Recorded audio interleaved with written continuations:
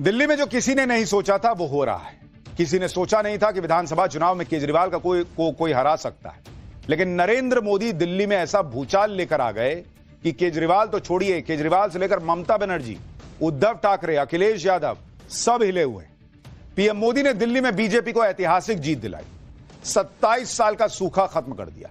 दिल्ली में लोकसभा के साथ साथ विधानसभा चुनाव जीतकर पीएम मोदी ने सारे पैटर्न, सारे समीकरण बदल डाले और दिल्ली में भी अब डबल इंजन दौड़ेगी। दिल्ली में जीत का तूफान लाने के बाद पीएम मोदी तो अब फ्रांस और अमेरिका के दौरे पर निकल गए और अपने पीछे वो डरे सहमे इंडी गठबंधन को छोड़ गए। दिल्ली में पीएम मोदी की जीत से जो सियासी भूकंप आया, 2 दिन बाद भी विपक्ष उसके झटके महसूस कर रहा है। दिल्ली हार जाना इंडी गठबंधन के लिए सबसे बड़ा झटका है, क्योंकि अभी तक इंडी गठबंधन यही माहौल बना रहा था कि नरेंद्र मोदी को हराना नामुमकिन नहीं है। इस बात के लिए दिल्ली का उदाहरण दिया जाता था। अरविंद केजरीवाल को ऐसे नेता के तौर पर दिखाया जाता था जो पीएम मोदी के जीत को रथ को रोक सकते हैं। लेकिन अब केजरीवाल नाम की वॉल भी गिर गई, इसलिए इंडी गठबंधन में हड़कंप मचा हुआ है। जो पार्टियां अभी तक बची हुई थी, उन्हें लग रहा है कि अगला नंबर उनका ही आने वाला है। इंडी गठबंधन के नेता इसलिए भी डरे हुए हैं क्योंकि कांग्रेस ने जिस तरह से दिल्ली में अरविंद केजरीवाल से अपना बदला लिया, उसे दूसरे दलों को यही लग रहा है कि कहीं कांग्रेस उनके राज्य में भी यही खेल ना कर दे। दिल्ली की जीत पर पीएम मोदी ने कांग्रेस के लिए यही कहा था कि कांग्रेस खुद तो डूबती है, अपने साथ सहयोगियों को भी ले डूबती। एक बार सुनिए पीएम मोदी ने क्या कहा था, फिर बताऊंगा कि दिल्ली की हार से किस राज्य में सियासी हाहाकार शुरू हो गया है। कांग्रेस एक के बाद एक अपने सहयोगियों को खत्म कर रही है और इनका तरीका भी बड़ा मजेदार है। आज की कांग्रेस अपने सहयोगों की जो भाषा है, जो उनके एजेंडा है, उसी को चुराने में लगी हुई है। उनके मुद्दे चुराती है, फिर उनके वोट बैंक में सेंध मारती है। दिल्ली में भी साफ हो गया कि जो भी कांग्रेस का हाथ एक बार थामता है, उसका बंटाधार होना तय हो जाता है। और ये लोग खुद को पराजय का गोल्ड मेडल देते फिर रहे हैं। ये खुद तो डूबती है, अपने साथियों को भी डुबोती है। दिल्ली की जीत के बाद जिस तरह का माहौल बन रहा है, उससे इंडी गठबंधन के नेताओं की टेंशन बढ़ गई। बीजेपी नेताओं का उत्साह देखकर इंडी गठबंधन के नेताओं का दिल बैठा जा रहा है। इसी साल के अंत में बिहार में चुनाव है। दिल्ली में बीजेपी को मिले पूर्वांचली वोट से बिहार में बीजेपी के नेताओं का जोश आई है। अगले साल बंगाल में भी विधानसभा चुनाव है, वहां भी बीजेपी जोश में आ गई है। बीजेपी नेताओं ने कहना शुरू कर दिया है कि दिल्ली की जीत हमारी है, 2026 में बंगाल की बारी है, साल 2027 में पंजाब में विधानसभा चुनाव होने। लेकिन दिल्ली की जीत के बाद यह दावा किया जा रहा है कि पंजाब में भी आम आदमी पार्टी की सरकार चली जाएगी। पंजाब में क्या माहौल है और दिल्ली चुनाव से पंजाब में कैसे उथल पुथल मची है, क्या भगवंत मान केजरीवाल को गच्चा दे सकते हैं क्या, इसके बारे में थोड़ी देर में आपको आगे बताऊंगा। लेकिन अभी बात बिहार और बंगाल की। दिल्ली में जीत के बाद इंडी गठबंधन के कॉन्फिडेंस का मीटर डाउन हो गया है। इंडी गठबंधन के नेता ऊपर ऊपर से इसे मानने से हिचक रहे हैं, लेकिन अंदर ही अंदर दुखदुखी लगी है। बिहार में आरजेडी के नेता तेजस्वी यादव ने कह दिया कि दिल्ली वाला फॉर्मूला बिहार में काम नहीं आएगा। यह बिहार है और बिहार को समझना इतना आसान नहीं है। उधर सूत्रों से खबर है कि बीजेपी को जवाब देने के लिए ममता बनर्जी ने भी कह दिया है कि 2026 में होने वाले बंगाल विधानसभा चुनाव में वो 2/3 बहुमत से फिर से सत्ता में आएंगे। यानी ये नेता अपने कार्डर को विश्वास दिला रहे हैं, काहे घबरा रहे हो, हम लोग नहीं हारेंगे भाई, क्योंकि इनको लग रहा है कि कार्डर ही हिल गया, कार्यकर्ता हिल गया कि मोदी और शाह तो किसी को छोड़ नहीं रहे, तो फिर तो और मामला गड़बड़ा जाएगा। दिल्ली में हार के बाद इंडी गठबंधन में आपसी झगड़ा भी बढ़ गया। जब तक दिल्ली के नतीजे नहीं आए थे, तब तक तो इंडी गठबंधन के नेता कांग्रेस के खिलाफ और अरविंद केजरीवाल के साथ खड़े नजर आ रहे थे। लेकिन जैसे ही अरविंद केजरीवाल हार गए, वैसे ही इंडी गठबंधन के नेता कांग्रेस और अरविंद केजरीवाल दोनों को कोस रहे हैं। इंडी गठबंधन में शामिल जम्मू कश्मीर के सीएम उमर अब्दुल्ला ने सोशल मीडिया पोस्ट में राहुल गांधी और अरविंद केजरीवाल दोनों को लपेट दिया। उमर अब्दुल्ला ने बिना नाम लिए कहा कि और लड़ो, आपस में लड़ो। इसके साथ ही उमर अब्दुल्ला ने एक मीम भी शेयर किया जिसमें कहा गया है कि जी भर के लड़ो, समाप्त कर दो एक दूसरे को। उमर अब्दुल्ला के अलावा इंडी गठबंधन की बाकी पार्टियां भी राहुल गांधी और अरविंद केजरीवाल को नसीहतें देने लगी। ये कर लेते तो ये हो जाता। शिवसेना यूबीटी के नेता संजय राउत ने कहा कि आम आदमी पार्टी और कांग्रेस को साथ में आना चाहिए था। अरे भैया, कांग्रेस तो आपके साथ लड़ी थी, आप बच पाए क्या? आरजेडी नेता मनोज झा ने भी कहा कि अगर दलों को लगता है कि मिलकर बेहतर परिणाम आ सकते हैं तो गठबंधन कर सकते हैं। चुनाव को देखकर नहीं, बल्कि उससे पहले ही गठबंधन करना होगा। शरद पवार की एनसीपी के नेता रोहित पवार ने कहा कि गठबंधन की पार्टियां अपने अहम को दूर रखने में नाकाम रहीं, जिस वजह से बीजेपी जीत गई। इंडी गठबंधन में शामिल सीपीआईएम और इंडियन यूनियन मुस्लिम लीग के नेताओं ने भी गठबंधन में टकराव पर निराशा जताई। यानी सारा माहौल यह बना दिया गया कि बीजेपी नहीं जीती है, वो तो केजरीवाल और कांग्रेस का गठबंधन नहीं हुआ इसलिए बीजेपी जीत गए, क्योंकि इनको अपनी कमियां नहीं माननी। भाई, केजरीवाल कब लड़ते थे दिल्ली में कांग्रेस के साथ मिलकर? हर बार तो अकेले ही लड़ते थे। और इस बार कुछ जगहों पे मान लीजिए कांग्रेस ने वोट ले लिए, कांग्रेस ना होती तो कोई और ले लेता, या वो वोट अगर एंटी केजरीवाल वोट था, एंटी इनकम्बेंसी का वोट था, तो हो सकता है कि उठ के सीधा बीजेपी को चला जाता। जो नाराज था वो तो वोट करता ही ना अगेंस्ट में। लेकिन चूंकि कांग्रेस को 99 पे नाचना है, 0 पे नाचना है, तो इकोसिस्टम बनाने लगा कि भाई कांग्रेस की वजह से केजरीवाल हार गए। दिल्ली में हार के बाद उन नेताओं पर भी सवाल उठ रहे हैं जिन्होंने दिल्ली के चुनाव में अरविंद केजरीवाल का एकतरफा समर्थन किया। माफ कीजिएगा, इंडी गठबंधन में गुटबाजी को बढ़ावा दिया। इसमें एक नेता अखिलेश यादव है, जिन्होंने दिल्ली के चुनाव में अरविंद केजरीवाल के समर्थन में प्रचार तक किया था और कांग्रेस की अनदेखी की थी। अब जब यह दाव उल्टा पड़ गया तो अखिलेश यादव गठबंधन की मजबूती की बात कर रहे हैं। सुनिए अखिलेश यादव को, फिर बताऊंगा कि ममता बनर्जी कैसे कांग्रेस पर बरस रही। इंडिया गठबंधन मजबूत होगा, नहीं, लेकिन हरियाणा इंडिया गठबंधन और मजबूत होगा। हम और आप लोग अपनी कई बार हार से बहुत कुछ सीखते हैं। हार से सीखना ही आने वाले समय के लिए रास्ता बनाता है।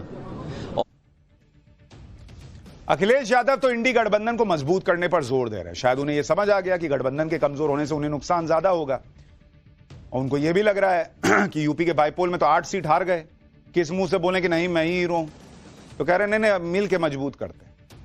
लेकिन ममता बनर्जी ना गठबंधन का लोड ले रही है ना कांग्रेस का। सूत्रों से खबर है कि बंगाल में कांग्रेस पर बात करते हुए ममता बनर्जी ने कहा कि उन्हें बंगाल में किसी की जरूरत नहीं है। कांग्रेस ने दिल्ली में आम आदमी पार्टी की मदद नहीं की, कांग्रेस ने हरियाणा में आम आदमी पार्टी की मदद नहीं की, बंगाल में हम काफी हैं, बंगाल से कांग्रेस का कुछ लेना देना नहीं। इंडी गठबंधन के नेता पूरी कोशिश में है कि किसी तरह दिल्ली की हार को दबा दिया जाए, उस पर ज्यादा बात ही ना हो, चुनाव के साथ साथ आम आदमी पार्टी और कांग्रेस का झगड़ा भी खत्म हो जाए। लेकिन केजरीवाल की करारी हार से यह झगड़ा और बढ़ गया। कांग्रेस और आम आदमी पार्टी के नेता आपस में भिड़ रहे हैं। ओखला सीट से आम आदमी पार्टी के विधायक अमानतुल्लाह खान ने दिल्ली विधानसभा चुनाव में पार्टी की हार के लिए कांग्रेस को जिम्मेदार ठहराया। हालांकि इस सब आरोपों पर कांग्रेस नेता सुप्रिया श्रीनेत ने कहा कि आम आदमी पार्टी को जिताने की जिम्मेदारी कांग्रेस की नहीं है, हम एक पॉलिटिकल पार्टी, कोई एनजीओ थोड़ी है। कांग्रेस और आम आदमी पार्टी की इस लड़ाई में बीजेपी को बहुत मजा आ रहा है। आज संसद में बीजेपी सांसद अनुराग ठाकुर ने दिल्ली में कांग्रेस की शून्य वाली हैट्रिक पर राहुल गांधी का मजाक उड़ाया। कई मीम भी चल रहे हैं जिसमें लोग जो है वो राहुल गांधी को पेट्रोल पंप के पास खड़ा दिखा रहे हैं और कह रहे हैं सर एक बार जीरो चेक कर लीजिए, और उसमें कांग्रेस का नाम लिखा हुआ है। वो नहीं बोलते पेट्रोल पंप पे कि सर एक बार जीरो चेक कर लीजिए। उसी मीम पर शायद अनुराग ठाकुर ने क्या कहा है वो आपको बताऊंगा। उसके बाद बताऊंगा कि दिल्ली के बाद पंजाब में भी आम आदमी पार्टी की सरकार खतरे में है क्या। राहुल जी जीरो चेक कर लीजिए, 1 0 और भी। अच्छा सुप्रिया जी नहीं दिखाता, चलो सुप्रिया जी ने कहा मैं नहीं दिखाता। ये कांग्रेस की सीटों की बात नहीं है, मैंने छोड़ दिया सुप्रिया जी। ये जीरो चेक करने की बात मैंने राहुल गांधी जी से की, और वो आपने रेफरेंस दिया है, और मैंने रेफरेंस दिया है। और मैं आप सबके सामने पूछ, माननीय सभापति जी, सन 2014 के लोकसभा चुनाव दिल्ली की जनता ने कांग्रेस को कितनी सीटें दी? 2015 के विधानसभा में कांग्रेस को कितनी सीटें दी? 2019 के लोकसभा में कितनी सीटें दी? 2020 के विधानसभा में कितनी सीटें दी? 2024 के लोकसभा में कितनी सीटें दी? 2025 के विधानसभा में कितनी सीटें दी? अगर ये जीरो का रिकॉर्ड बनाने का काम किसी ने किया है तो राहुल जी के नेतृत्व में कांग्रेस पार्टी ने किया है। यानी सीट आए 0 पर 0, लेकिन राहुल गांधी हैं असल हीरो। यह सिर्फ कांग्रेस में ही हो सकता है। दिल्ली की हार के आफ्टर शॉक से इंडी गठबंधन उबर ही नहीं पा रहा। इंडी गठबंधन में ज्यादातर पार्टियों को अब यह समझ आ गया है कि नरेंद्र मोदी धीरे धीरे विपक्ष की हर उस दीवार को ढहा सकते हैं जिसे पहले नामुमकिन माना जा रहा था। इसलिए इंडी गठबंधन की कई पार्टियां गठबंधन को मजबूत करने की बात कर रही हैं, क्योंकि उनको पता है कि आज नहीं तो कल उनके राज्य का भी नंबर आएगा। इधर दिल्ली की हार से बंगाल बिहार तक हलचल मची हुई है। दूसरी तरफ पंजाब में तो कांग्रेस ने ऐसा माहौल बना दिया है जैसे पंजाब में बड़ा सियासी उलटफेर होने वाला है। दिल्ली में आम आदमी पार्टी के हाथ से सत्ता छीनने के बाद अब क्या कांग्रेस पंजाब में भी आम आदमी पार्टी की बैंड बजाने वाली है? क्या अब अरविंद केजरीवाल पंजाब के मुख्यमंत्री बनने वाले हैं? क्योंकि कांग्रेस तो यही दावा कर रही है। कांग्रेस के नेता प्रताप सिंह बाजवा कह रहे हैं कि आम आदमी पार्टी के 30 विधायक कांग्रेस के संपर्क में। दावा यह भी है कि दिल्ली में हारने के बाद अरविंद केजरीवाल पंजाब के सीएम बनना चाहते हैं और इसके लिए केजरीवाल लुधियाना में आम आदमी पार्टी के एमएलए गुरप्रीत गोगी के निधन के बाद खाली हुई सीट से उपचुनाव लड़ सकते हैं। बाजवा तो यह तक दावा कर रहे हैं कि भगवंत मान अब दूसरे एकनाथ शिंदे बनेंगे और पंजाब में आम आदमी पार्टी में अलग गुट बना लेंगे। बाजवा के अलावा भी कई कांग्रेस नेताओं ने आम आदमी पार्टी के विधायकों के अपने पार्टी के संपर्क में होने की बात कही। कांग्रेस नेता सुखजिंदर रंधावा को सुनिए, फिर बताऊंगा कि केजरीवाल ने कल पंजाब के विधायकों की दिल्ली में इमरजेंसी बैठक क्यों बुलाई है। ये डरे हुए हैं कि हमारे आदमी भाग जाएंगे। जो पार्टी हर बार यही कहती है कि हमारे आदमियों को 20 करोड़ 50 करोड़ 15 करोड़ में खरीद रहे हैं, एफआईआर कराने की बजाय एफआईआर नहीं कराते तो ये बोलते हैं। तो जो वहां से भागकर आ रहे हैं, आज चीफ मिनिस्टर कैबिनेट की मीटिंग भी कर सकते थे। तो ये देखिए अलग अलग जो पार्टियां उनको इनके एमएलए कांटेक्ट कर रहे हैं। अब कांग्रेस जो दावा कर रही है वो आम आदमी पार्टी की नींद उड़ा देने वाला है, क्योंकि दिल्ली में हार के बाद अब इकलौता पंजाबी है जो आम आदमी पार्टी के पास बचा है, जहां उसकी सत्ता है। कांग्रेस ने दिल्ली में आम आदमी पार्टी के किले में सेंध लगा दी। अब पंजाब में भी कांग्रेस कोई खेल कर दे, यह आम आदमी पार्टी बिल्कुल भी अफोर्ड ही नहीं कर सकती। शायद इसलिए अरविंद केजरीवाल ने मंगलवार को पंजाब के विधायकों की इमरजेंसी मीटिंग बुला ली है।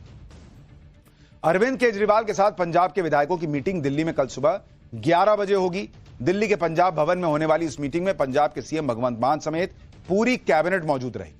खबर यह भी है कि पंजाब के सभी 92 विधायकों के पास जितना भी जरूरी काम क्यों ना हो, उन्हें सारे काम छोड़कर 11 फरवरी को दिल्ली पहुंचना है। मीटिंग में शामिल होने के लिए सीएम मान ने आज चंडीगढ़ में होने वाली कैबिनेट मीटिंग को भी रद्द कर दिया है। जानकार कह रहे हैं कि मीटिंग में पहुंचने वाले विधायकों की संख्या के आधार पर यह तय होगा कि कांग्रेस के दावे में कितना दम है और क्या वाकई पंजाब में आम आदमी पार्टी के विधायक टूटने के लिए तैयार हैं। लेकिन इस मीटिंग को इतना टॉप सीक्रेट रखा गया है कि पंजाब के किसी विधायक या मंत्री तक को पता नहीं कि उन्हें दिल्ली बुलाया क्यों गया। एक बार सुनिए पंजाब सरकार के मंत्री कुलदीप सिंह धालीवाल क्या कह रहे हैं। जितने साडे मंत्री साहब थे, मुख्यमंत्री जी, एमएलए साहब, अं सारे असी सारे ने दिल्ली की इलैक्शन च बड़ा काम किया। जिथे जिथे ड्यूटी लगी ही सारे ने काम किया। कल साडे कौमी कन्वीनर जी ने मीटिंग बुलाई है। मीटिंग का एजेंडा नहीं आया, पर मेरा ख्याल तो यही है कि दिल्ली की इलैक्शन तो होगी। मतलब पंजाब के विधायकों को यह पता ही नहीं कि मीटिंग क्यों बुलाई गई है, वो सिर्फ कयास लगा रहे हैं। वैसे कल यानी रविवार को केजरीवाल ने अपने घर पर जीते हुए विधायकों की बैठक बुलाई थी। बैठक में चुनाव जीती पूर्व मुख्यमंत्री आतिशी, हारे हुए पूर्व मंत्री मनीष सिसोदिया, सत्येंद्र जैन और सौरभ भारद्वाज भी पहुंचे थे। केजरीवाल ने जीते हुए विधायकों को निराश न होने की हिदायत दी। केजरीवाल ने उनसे जनता के लिए काम करने को कहा। अब पंजाब के विधायकों की बैठक बुलाई गई है, वो भी दिल्ली में, और बैठक के एजेंडे को भी गुप्त रखा गया है। लेकिन कांग्रेस के 30 विधायकों के संपर्क में होने वाले दावे के बाद ही यह मीटिंग बुलाई गई। तो आखिर इस मीटिंग का मकसद क्या है? चर्चा तो यह भी है कि पंजाब के विधायकों की केजरीवाल के साथ मीटिंग का दिल्ली के नतीजों से कनेक्शन हो सकता है। क्या कनेक्शन हो सकता है यह भी आपको बताता हूं। दिल्ली चुनाव प्रचार में बीजेपी ने जोर शोर से कहा कि जब आम आदमी पार्टी ने पंजाब में हर महिला को 1000 रुपए देने का वादा पूरा नहीं किया तो दिल्ली में 2100 रुपए भी नहीं देगी। इसी तरह कांग्रेस ने भी आम आदमी पार्टी के खिलाफ कहा कि उसने पंजाब में दलित डिप्टी सीएम बनाने का वादा किया था, लेकिन पंजाब में अभी तक दलित डिप्टी सीएम नहीं बनाया। कुछ लोगों का दावा है कि आम आदमी पार्टी को पंजाब में जनता से वादा खिलाफी का खामियाजा दिल्ली चुनाव में भुगतना पड़ा है। केजरीवाल ने साल 2016 में वादा किया था कि पंजाब में उनकी सरकार बनी तो डिप्टी सीएम दलित समुदाय से होगा। लेकिन सरकार बनने के बाद दलित सीएम का वादा पूरा नहीं किया। इसलिए राहुल गांधी ने अपनी रैलियों में आम आदमी पार्टी को धोखेबाज बताया। अब खबर है कि कल की बैठक में केजरीवाल पंजाब में दलित डिप्टी सीएम का फेस फाइनल कर सकते हैं, लेकिन बीजेपी कुछ और ही दावा कर रही, कह रही है कि केजरीवाल खुद ही पंजाब के मुख्यमंत्री बन जाएंगे। जरा बीजेपी नेता मनजिंदर सिंह सिरसा क्या कह रहे हैं वो सुनिए, फिर आपको बताता हूं कि पंजाब का नंबर गेम क्या है और दिल्ली का मुख्यमंत्री कौन बनने वाला है और शीश महल का अब क्या होगा।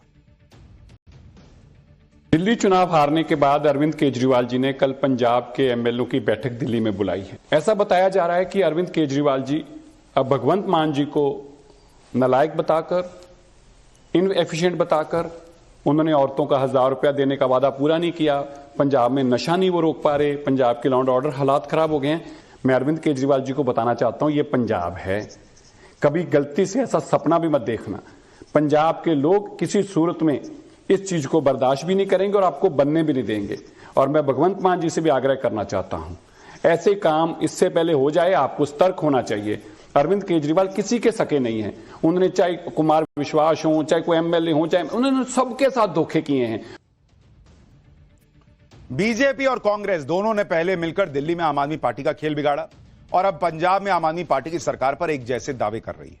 कह रही है कि आम आदमी पार्टी के विधायक टूटने के लिए तैयार बैठे हैं और मान सरकार अपना कार्यकाल पूरा नहीं कर पाएगी। इस दावे में कितना दम है ये तो वक्त बताएगा। वैसे पंजाब में अगला विधानसभा चुनाव अभी नहीं 2027 में होना है और फिलहाल पंजाब विधानसभा में मान सरकार के अच्छे खासे नंबर है। पंजाब में साल 2022 में हुए विधानसभा चुनाव में आम आदमी पार्टी ने 117 सीटों में से 92 सीटें जीती थी। कांग्रेस ने 18, बीजेपी ने 2, अकाली दल ने 3 और बीएसपी ने 1 सीट जीती थी। उपचुनाव के बाद पंजाब में आम आदमी पार्टी के 95 विधायक हो गए, जबकि विधानसभा में बहुमत का आंकड़ा 58 है, यानी बहुमत के आंकड़े से बहुत ज्यादा। ऐसे में पंजाब के अंदर मान सरकार का गिरना व्यवहारिक तो नहीं लगता, लेकिन यह पॉलिटिक्स है बॉस, और राजनीति में कुछ भी मुमकिन है। और दिल्ली हाथ से निकलने के बाद आम आदमी पार्टी के लिए पंजाब काफी अहम हो गया है, क्योंकि पार्टी की सत्ता सिर्फ इसी राज्य में बची है। पंजाब में सीएम बदल जाएगा या सरकार बदल जाएगी, इस पर सबकी नजरें हैं। इसके अलावा एक और सवाल है जिस पर हर कोई पॉलिटिकल एक्सपर्ट बना हुआ है। गली मोहल्ले और नुक्कड़ में मौजूद लोग अपने अपने तुक्के से दिल्ली के सीएम के नाम की पर्ची खोल रहे हैं। कोई कह रहा है कि ये सीएम बनेगा, कोई कह रहा है अरे ना वो बनना है भाई। हालांकि किसी को भी नहीं पता कि कौन सीएम बनेगा। कोई अभी यह दावा नहीं कर सकता कि सीएम बन जाएगा या नहीं बनेगा। सीएम के नाम पर मोदी शाह की जोड़ी कैसे चौंका सकती है, इसका ट्रेलर सब देख चुके हैं, कई बार देख चुके हैं, इसलिए अभी कोई नाम फिक्स नहीं है। दिल्ली में मुख्यमंत्री का शपथ ग्रहण समारोह 15 फरवरी के बाद हो सकता है। पीएम मोदी के फ्रांस और अमेरिका के दौरे से लौटने के बाद कहा जा रहा है कि शपथ ग्रहण हो सकता है। नए सीएम को चुनने के लिए दिल्ली में बीजेपी नेताओं की बैठकों का दौर चल रहा है। नतीजे वाले दिन ही पीएम मोदी की बीजेपी अध्यक्ष जेपी नड्डा और गृह मंत्री अमित शाह से मुलाकात हुई थी। फिर रविवार सुबह जेपी नड्डा और अमित शाह की मुलाकात हुई। शाम को बीजेपी के नवनिर्वाचित विधायकों की पार्टी के वरिष्ठ नेताओं के साथ बैठक हुई। इस बैठक में दिल्ली के सभी सांसद भी मौजूद रहे। दिल्ली में बीजेपी का सीएम चेहरा कौन होगा, यह तो पक्के तौर पर कोई नहीं कह सकता, लेकिन सूत्रों से हमें पता चला कि जो भी सीएम बनेगा वो इस क्राइटेरिया पर बन सकता है कि दिल्ली का अगला सीएम विधायकों में से ही होगा, और यानी जो कयास लग रहे थे कि किसी सांसद को भी सीएम बना सकते हैं, उसकी संभावना कम है। दिल्ली में बीजेपी के विधायकों में भी सबसे आगे नाम प्रवेश वर्मा का चल रहा है। सीएम पद के लिए उनकी दावेदारी मजबूत मानी जा रही है, क्योंकि प्रवेश वर्मा ने दिल्ली चुनाव में सबसे बड़ा उलटफेर किया। प्रवेश वर्मा ने ही अरविंद केजरीवाल को उनके गढ़ में यानी नई दिल्ली सीट पर मात दी। प्रवेश वर्मा को इस बड़ी जीत का बड़ा रिटर्न गिफ्ट मिल सकता है। इसके अलावा भी कुछ ऐसी बातें हैं जो प्रवेश वर्मा के पक्ष में जाती हैं, जैसे प्रवेश वर्मा के पास अनुभव भी है, वो दिल्ली से विधायक और सांसद दोनों रह चुके हैं। प्रवेश वर्मा दिल्ली में बीजेपी का जाट चेहरा है। दिल्ली में सभी 10 जाट बहुल सीटों पर बीजेपी को कामयाबी मिली। प्रवेश वर्मा के पक्ष में यह बात भी जाती है कि उन्होंने खुद आगे बढ़कर अरविंद केजरीवाल को हराने का चैलेंज लिया था। प्रवेश वर्मा को सीएम बनाकर बीजेपी हरियाणा और पश्चिमी उत्तर प्रदेश में भी जाट वोटर्स को प्रभावित कर सकती है। हरियाणा में गैर जाट सीएम बनाने की भरपाई बीजेपी दिल्ली में जाट चेहरे को सीएम बनाकर कर सकती है।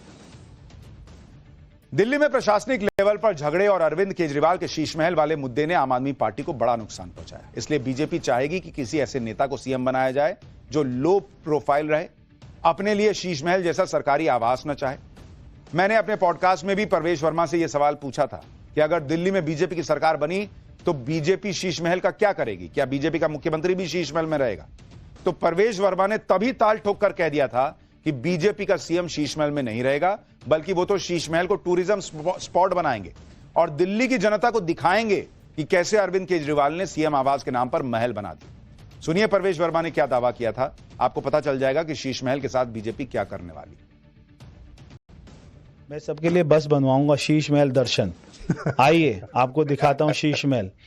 और मैंने एक और बात बोली है कि हमारी सरकार बनेगी, ऐसा मेरा सोचना है, हमारी सरकार बनेगी, जो हमारा मुख्यमंत्री होगा तो मैं उसको भी बोलूंगा कि भैया हमको शीश महल में अपना मुख्यमंत्री आवास नहीं बनाना चाहिए, हम तो उसको टूरिज्म स्पॉट बनाएंगे, पूरे दिल्ली और देश की जनता को फ्री में दर्शन कराएंगे कि एक तुम्हारे सपनों को बेचने वाला व्यक्ति, एक तुम्हारे बच्चों के भविष्य के साथ खेलने वाला व्यक्ति, एक सारे गरीबों के सपने तोड़ने वाला व्यक्ति कैसे अपना महल बना के रहता था।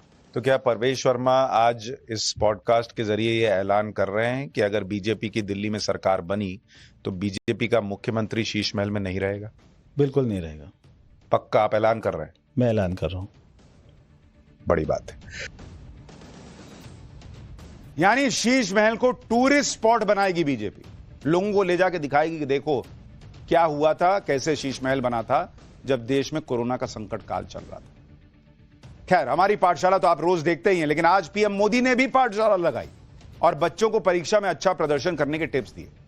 पीएम मोदी ने कैसे क्रिकेट का एग्जाम्पल देकर परीक्षा के प्रेशर को हैंडल करने का गुर सिखाया, अब आपको वो भी दिखाता हूं।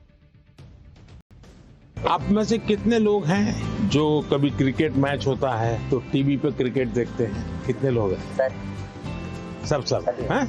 आपने देखा होगा जब खेलते हैं तो स्टेडियम में से आवाज आती है, कोई कहता है 4, कोई कहता है 6।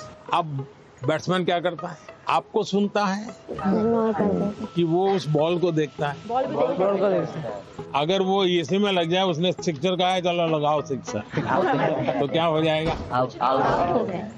इसका मतलब कि बैट्समैन उस प्रेशर की परवाह नहीं करता, उसका पूरा ध्यान उस बॉल पे होता है। अगर आप भी इस प्रेशर को मन में न लेते हुए अपना ध्यान, आज मैंने इतना पढ़ना तय किया, ये अगर कर लेते हैं तो आप आराम से उस प्रेशर में से भी अपने आप को दिखा सकते। और इसीलिए प्रधानमंत्री नरेंद्र मोदी चुनाव का प्रेशर भी नहीं लेते, पॉलिटिक्स का प्रेशर भी नहीं लेते। उन्होंने अपने काम तय कर रखे हैं, भाई ये काम करना है, ये मीटिंग करनी है, चुनावी रैली करनी है, अमेरिका निकलना है ट्रंप से मिलने के लिए, उसके पहले बच्चों को बता के जाना है क्योंकि भाई उनका एग्जाम है।